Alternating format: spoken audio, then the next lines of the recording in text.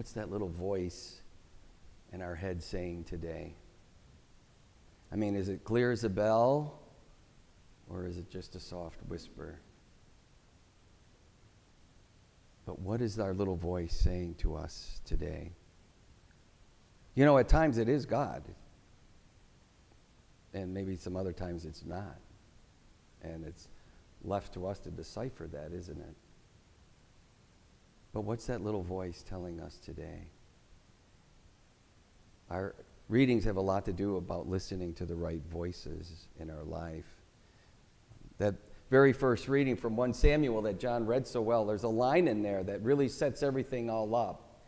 And it says that the word of the Lord was rare at this time. And I wonder, well, was it because God's not speaking, or are they not listening? And then it goes on with this wonderful story of Samuel, which we all know so well, and where he's called in the middle of the night 3 times, Samuel, Samuel. And he runs to Eli. And of course, after the 3rd time, you know, Eli realizes it's not him, but yet it's God. And he tells him, just say, "Speak, Lord, your servant is listening." And that has to be one of the most beautiful lines in all of sacred Scripture.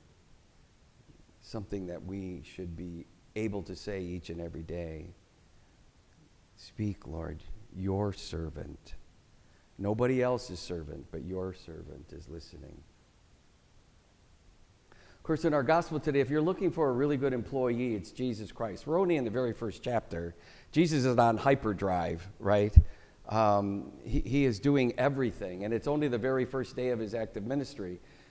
One of the things, and I almost said this yesterday, but I can't pass it up yet today. You know, the Gospel of Mark, which is the greatest gospel. Let's just put it out there, right? It just truly is. There's no infancy narrative in Mark. He's got way too much to tell of the good news. He's on the writer himself. You know, he's got Jesus moving as quickly as possible, because the very first line in the first chapter of Mark is that Jesus Christ is the Son of God. I mean, Mark tells us right from the beginning who Jesus is. And it's left to the rest of us to decide if we really believe that. Yes, there's only 2 people that claim in the Gospel of Mark who Jesus is. And yesterday we heard that from the person possessed. And then the last chapter of the centurion will say who Jesus is. In the Gospels of Mark, the disciples never really figure it out. They never really figure it out. But in today's story, as Jesus is running around doing everything, he's already called the 12 disciples. He heard the story yesterday of curing the demonic. And then now today, he cures Peter's mother-in-law, which had to be the biggest miracle ever, right? I mean, who likes their mother-in-law? Sorry for you married folks. But he cures Peter's mother-in-law. And now the whole town is coming to his house. And he's curing everybody. But what does he say to the demons? You're not allowed to speak. You're not allowed to speak. Jesus has power over them.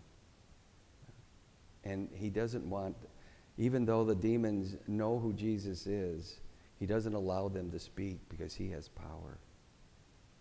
And I wonder in our own life today, are we afraid of the voice in our head, in our heart, telling us what to do?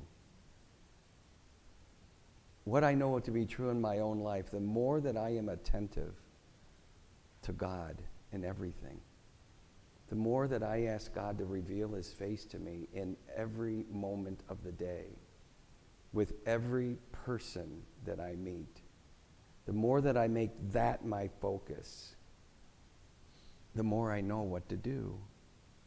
And the more that God's voice speaks to my heart and to my head, and I know what to do. And the more that he makes things happen that are more than a coincidence, but he moves me to where he wants me to be, not where I want to be. But it's about being attentive there to that voice.